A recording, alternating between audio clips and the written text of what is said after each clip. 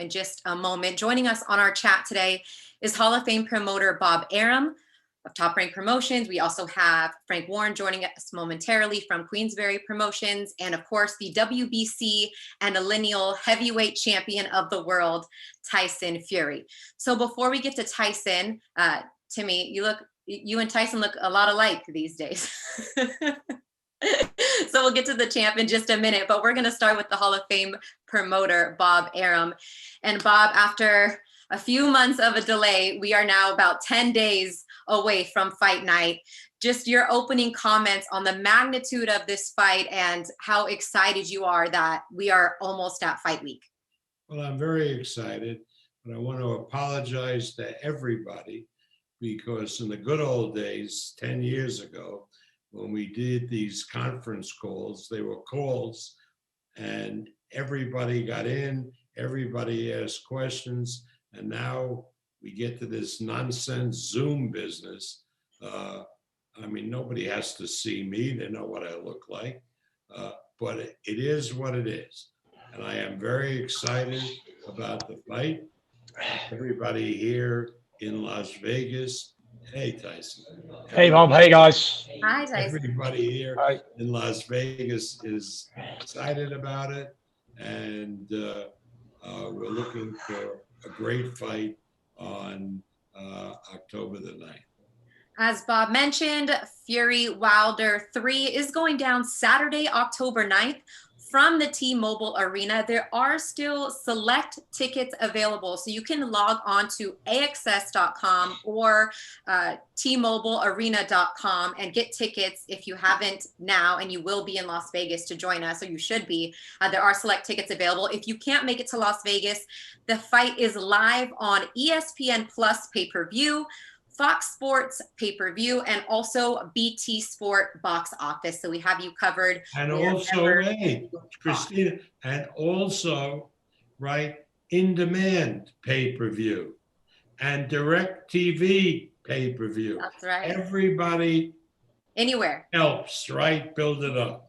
That's right. That's right. So wherever you are, you'll be able to find it on your local pay-per-view outlet. Of course, the fight is promoted by Top Rank, Bomb Squad Promotions, TGB Promotions, Frank Warren's Queensberry Promotions, and is a Premier Boxing Champions presentation. So as we are still awaiting Frank Warren, the floor will be open to Bob, Frank, and Tyson. But for now, I'll just start things off with first thing, congratulations to you, Tyson. You've added one to the clan since we've last spoke to you. So congratulations on the birth of your daughter. Thank you, Christina. Thank you. Absolutely. Just since you've arrived here back in the States, I mean, I know you're more than anxious. I'm sure you were ready to fight yesterday, but if you can just give an opening comment about how excited you are that we are days away from fight week now, finally. I'm very excited. Very looking forward to this fight. Very motivated, very focused and determined, and I cannot wait for it to be October 9th. I wish it was this weekend, but I have to wait one more week until I get these big hands on Wilder. For the third time, one of the few heavyweight trilogies we've seen since, I believe, Riddick Bowe with Vander Holyfield. So, yeah, really looking forward to putting a bit of history to this, this fight. Now, last fight, you straight up told all of us exactly how the fight was going to go. Whether the media and the fans believed you or not, that's up to them. But this time around, when we first spoke at the press conference months ago, you said you plan to do the same thing, knock him out perhaps even sooner. I assume you're still standing by that statement at this point. Yeah, I'm going to go all guns blazing, full out attack, all the infantry, straight out the door from round one until it finishes. It's either going to be me or Wilder. And I can't anticipate it being myself. I've never had a better training camp than I've ever had. I'm in the best shape in my life. You know, all the usual bullshit that fighters say, yada, yada, yada, yada, yada. Great shape, best camp. You know the story, Bob. Once or twice, right? Oh, this is actually true this time. And most of the times for me, I'm injury-free, which is the most important thing. Really looking forward to it. Can't wait. Not much more I can say. Opening comment done. Fields open to questions. Okay. And Bob, you were, for the record, you were one of those ones that believed exactly what Tyson said he was going to do. last time. Absolutely. Why would he lie? I mean, the thing that concerned me was, hey, he's saying what he's going to do. He's tipping off the other side. But who knew how stupid the other side was? They didn't believe him. Well, they've made some changes to try to rectify that, and all will be settled when they step into the ring finally on Saturday, October 9th. But as the champion said, no we are heavyweight in the world that can beat Tyson Fury. Period. End of story. No heavyweight in the world now and in the near future. I'm not going to argue with the boss man. So we're going to open it up now to the media. If you'd like to ask a question, please make sure to raise your hand in the queue, and Evan will unmute you and we will get your questions in. So send Evan a private chat message in the Zoom or raise your hand and I will feed the questions directly either for Bob or for Tyson. So let's see who our first question is going to come from. Let's go to Keith Idek for the first question. Keith, go ahead and unmute yourself. I did. Christina, do we get one question or two? Two. I don't know how I feel. Three. You can have two. Keith, you can get 3, Keith, if you want. If Evan and Bob like you and Tyson, I'm hands off at this point. I'm not being greedy. I just wanted to make sure. Tyson, you dispelled the myth basically that fighters can't really learn a lot in their first camp with a new trainer, because obviously you've performed so well in the fight against Wilder, the last one. What do you think worked so well for you in your first camp with Sugar Hill? And then what do you think Deontay Wilder might be able to change about himself in this first fight with his new trainer? Good question. And the answer to that question is, it only took me 6 weeks to go from a slick boxing counterpuncher to an aggressive knockout puncher. With 6 weeks with Sugar Hill, changed me full style, full outlook on boxing. Deontay Wilder's had 16, 17 months, however long it is, since we fought, to change his style. I believe he probably could have got a degree from college in that time if he would have worked hard enough. Never mind change his boxing style. You know, anyone can do whatever they want in life. Everybody will have a game plan. Everybody will do what they think they're going to do, until what Mike Tyson said is 100% true. Until they get punched in the face, then they realize that they've got to do what they got to do to survive. And that's what boxing is. Everybody's got a great game plan until it comes down to it. And that's what it is. And Tyson, my other question for you is, obviously the heavyweight division changed a great deal on Saturday with Joshua's loss to Usyk. Just your perspective on the fight was, and of course how it changes what you might do moving forward after this fight. I've only got one fight on my mind at the moment, and that's Deontay Wilder. He's the most dangerous heavyweight on the planet, barring none, and can end your career with one punch in any round. So I can't be thinking about what happened in other fights. I can only think about me. I know it's selfish, but it's a very selfish game that I'm in. So I haven't really thought about Usyk or Joshua. One thing I will say, though, while everyone's listening, is I've got no interest in slating anybody, or kicking anybody while they're down. It ain't my style. I like to pick on someone who's doing well, successful, on top of the game. I don't like picking on people who are down and probably at the lowest point and probably mentally unstable and unwell with a big loss after such a long reign. So, Usyk done his job. He had to do what he had to do, and that's that. And Joshua's got to do what he's got to do. But like I said, none of my real business. Can't say I'm interested because I've got the bronze bomber to deal with. And then whoever's next, we'll deal with them, just like I've done the other 31 opponents I've already faced. Okay. Thanks, Tyson. Thank you. Thanks, Keith. Next up in the queue is Dan Raphael. Go ahead and unmute and ask your question, Dan. Hey, thank you very much, Christina. Hi, Tyson. Hi, Don. Tyson, my question for you is, so the delay has happened, and I wondered, it's been a while, but think back to the immediate aftermath of the second fight that you had with Deontay Wilder. I wanted to know how annoyed, or whatever the right word is, were you with all of the things that he said were his reasons why he lost? He said that you manipulated your gloves, that his trainer spiked his water, that his outfit was too heavy. There was like 10 different reasons why he claimed he lost. He could never seem to give you any credit for just beating him and being the better man on the night. What's your perspective about that? I don't really make much of all the excuses that were flying around for so long. And I think it just made him a weaker character and less of a man, less of a fighter, because, you know, when you get beat, you get beat. Shake the man's hand and move on. Lots of fighters have lost. Muhammad Ali lost fights. Mike Tyson lost fights. But it's what they do after they lose that makes them who they are. You know, and I've not really got a lot to say about what Deontay Wilder was saying. It's none of my real concern, because when some people lose, they have to make up an excuse why they lost. And that's probably Deontay Wilder's reasons for going into this second fight, to convince himself of whatever happened. And that's up to him. Good luck to him in the fight, and we'll see if he can do anything better in the third fight rather. Is that it for you, Dan?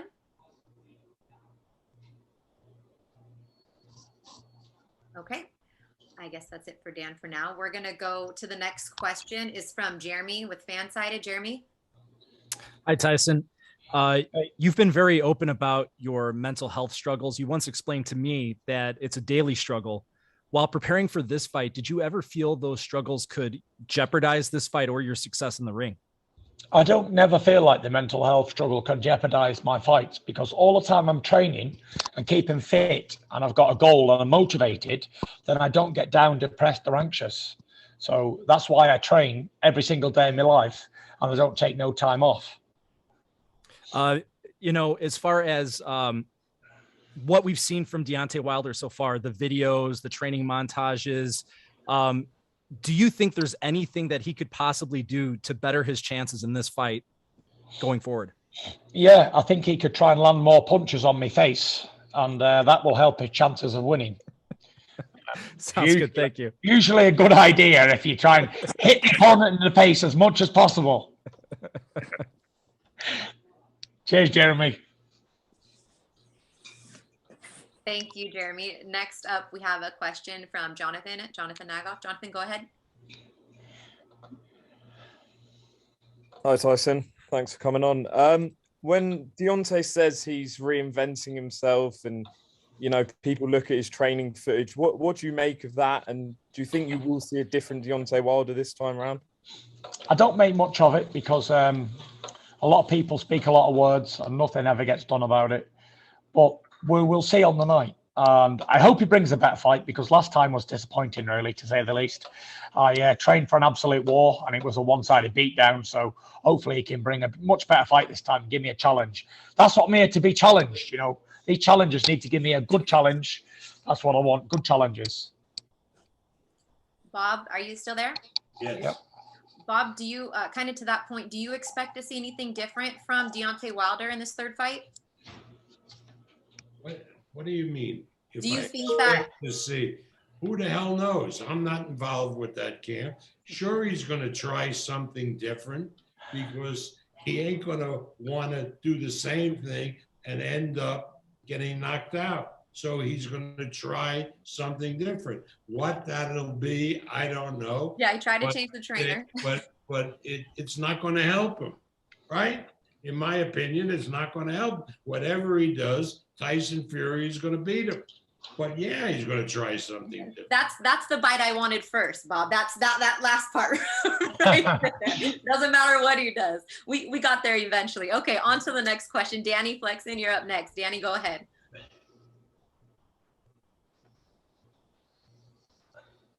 Hey Tyson, how you doing? Hey, Dan, you all right, mate? Yeah, good mate, thank you. You've got a fantastic record in rematches. Obviously, you're unbeaten overall, but you've always produced a better performance the second time around. McDermott, Chisora, Wilder, of course. With that in mind, what's the secret to improving against the same opponent second time in a row? And linked to that, what advice would you give Joshua to do the same against Usyk? I don't know, Dan, to be honest. I just go in there and do what I always do. And that's try and be victorious and give 100%. That's all you can do, you know. You can only do your best in boxing. And if it's not good enough, then you don't win. And if it is good enough, you move on to the next one. There's no secret, there's no rocket science to boxing. Although a lot of these fighters today try and make it quite technical and all this downloading data bullshit. I've never heard such bollocks in my life. You know, it's two men fighting, punching each other in the face and body for 12 rounds or less. There's no rocket science to it. You got to train hard and get to bed early, eat right, drink plenty of water, and get stuck in best way you can. And if it's not going your way with the one game plan you have, change it up and do something different. Give your best, give all you can, leave it all in the ring, and don't be an if I woulda, shoulda, coulda. Don't never think to yourself, if I would have trained a bit harder or I would have given a bit more in whatever round, I could have done better. My advice to Joshua in the rematch is get stuck in the best way he knows how. Put his best foot forward and swing away, Jack, swing away. Cheers, Tyson. Good luck. Thank you. Joining us now on the call is Frank Warren of Queensbury Promotions. Frank, are you there? I am. Good evening or good afternoon. Hi, Frank. Thank you for joining us as well. Frank is also available in addition to Bob and Tyson for questions. But I just want to ask you, when Tyson did go back to the UK after closing camp here from COVID before he came back, what did you see from Tyson that you could tell us or give us a little bit of insight? Because he was really kind of closed off there while he was back in the UK before recently coming back here. I can answer that question. Nobody's seen anything because nobody's seen me. He wasn't. I think we only see him. Was it a few weeks ago? Other than that, it was a closed. He's just closed down. I mean, obviously he had the personal things going on with his the birth of his daughter, and that was obviously occupying him.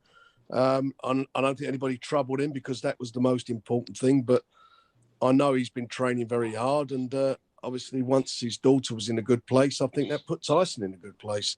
No doubt about that. And he's as he said. Certainly, when I see him, I thought he looked in extremely great physical condition, and he was great mentally. You know, this is a dangerous Tyson Fury. When he's like this, he's a dangerous man, and I think Deontay Wilder's going to have a real problem.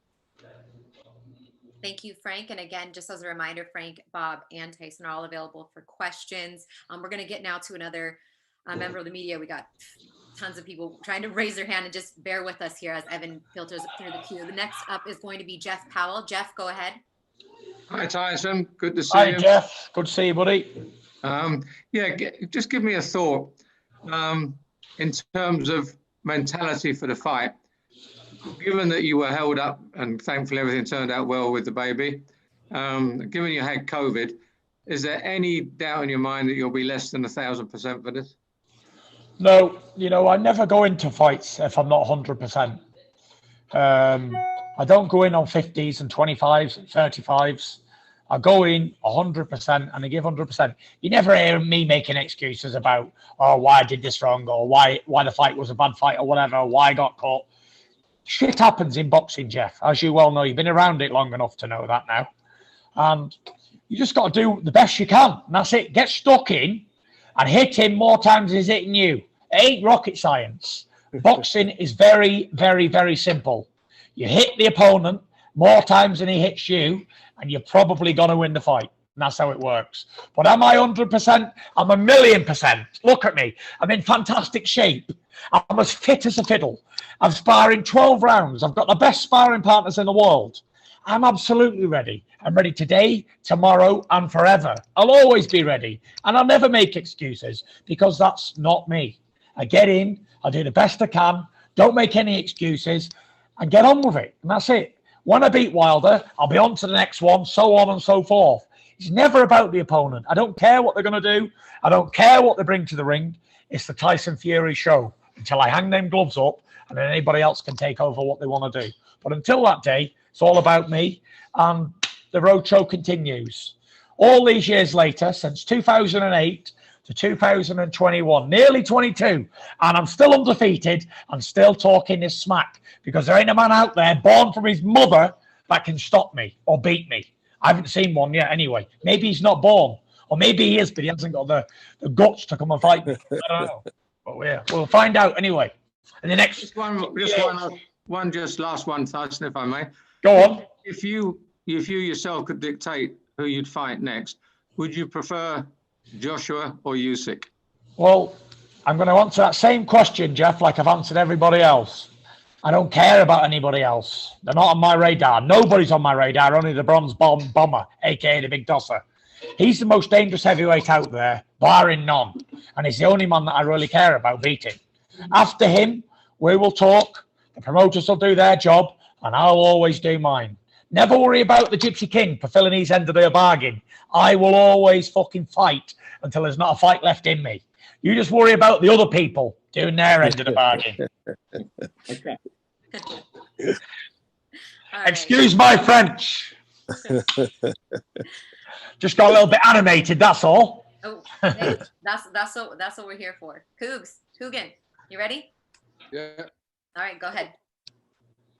Tyson, all right, mate? Yep, all good. Do you think that certain people are being too dismissive of Wilder into this fight? And do you consider this to be the most dangerous of the 3 fights you've had with Wilder?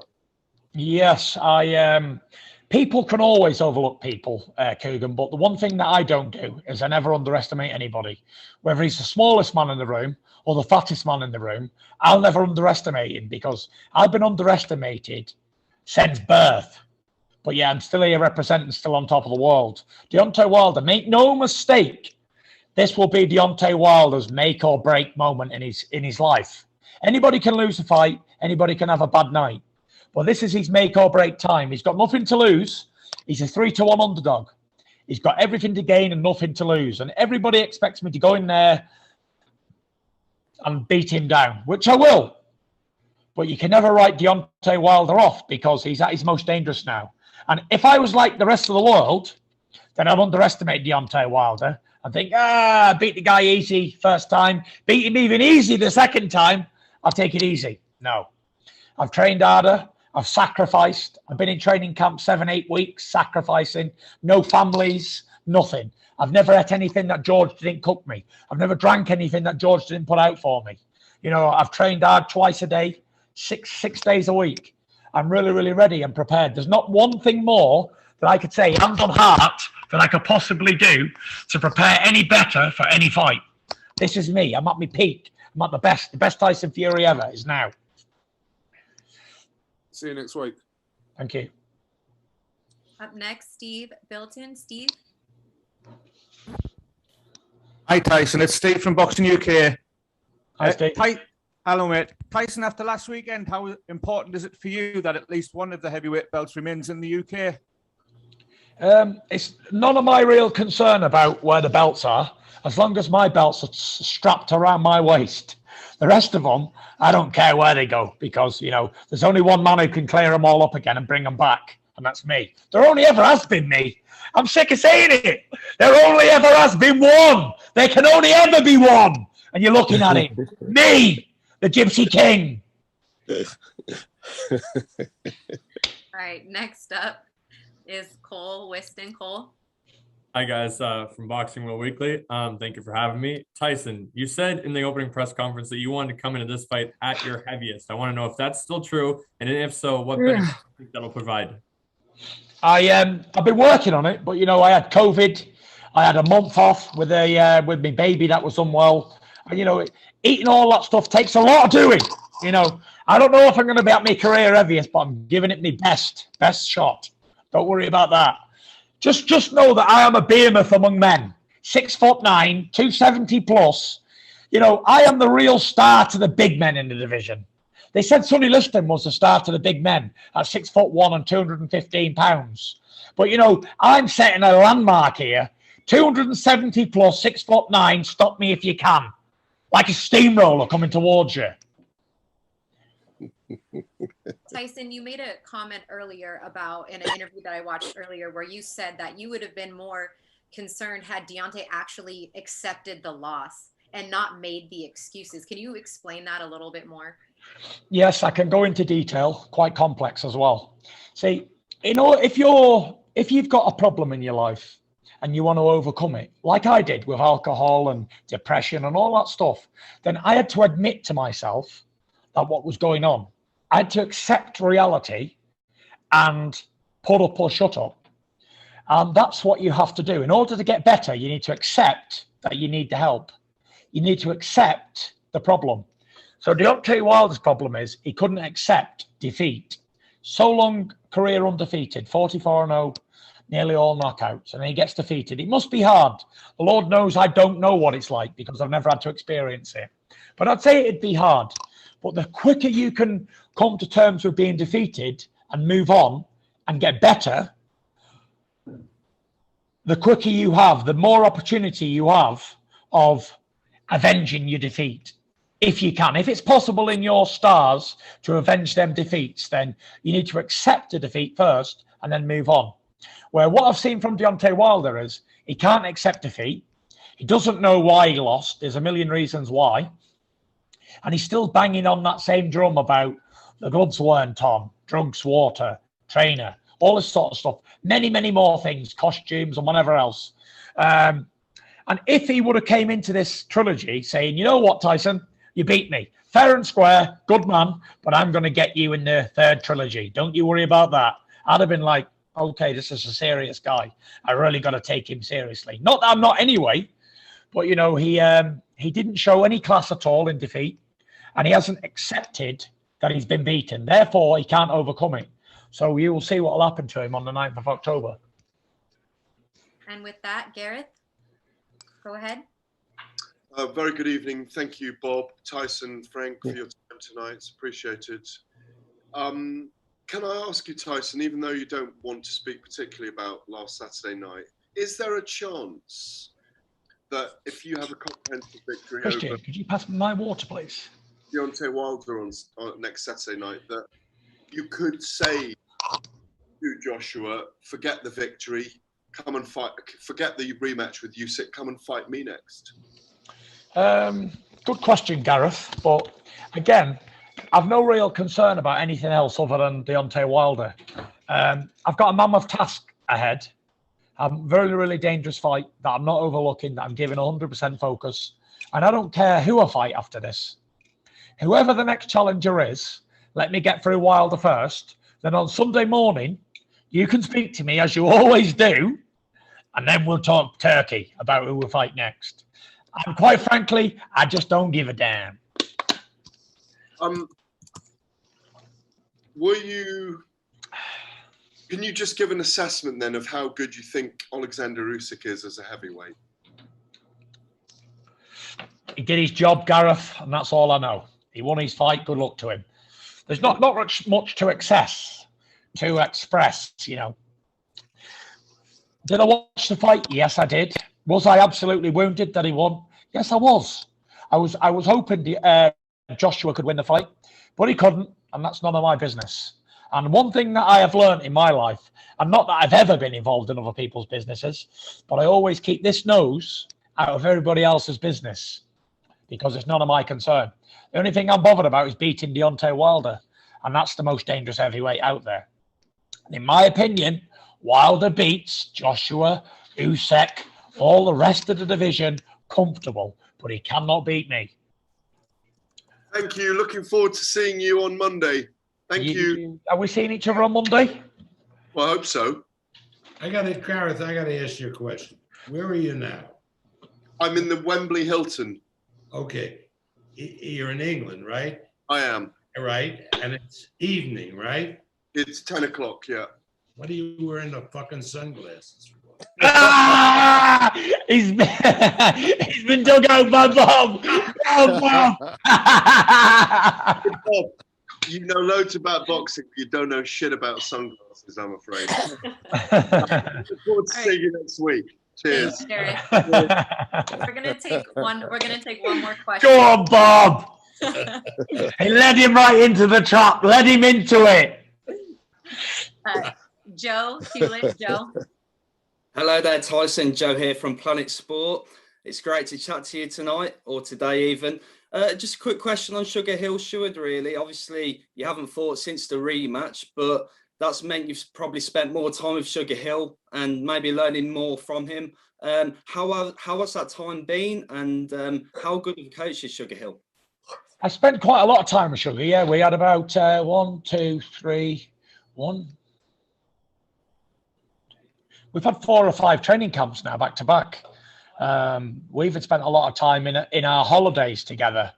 where we were still ticking over, still doing bits and pieces. I've had a long time to get used to his style a bit more now, and he's a fantastic coach. The most knowledgeable, the most experienced boxing man that I've ever had around me, by far. His boxing knowledge is second to none. Very, very, very good technical boxing coach. Best I've ever had in the last 10 years, I'd say, for sure.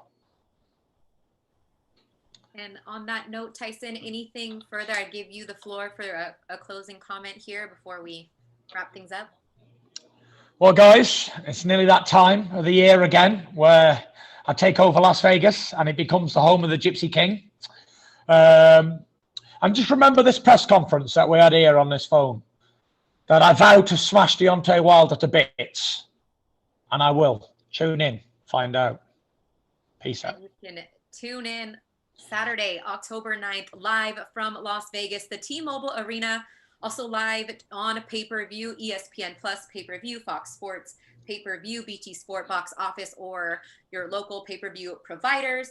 Tickets, select tickets available on AXS.com and T-MobileArena.com, also at the T-Mobile Box Office. So join us in Las Vegas or live on pay-per-view.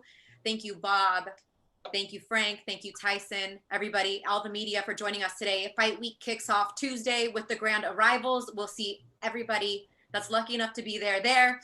If not, follow the coverage all week long via Top Rank social media, Tyson's, etc. So for everybody on the call, I'm Christina Poncher. Thank you so much for joining us, and we'll see you next week for Fight Week. Goodbye, everybody.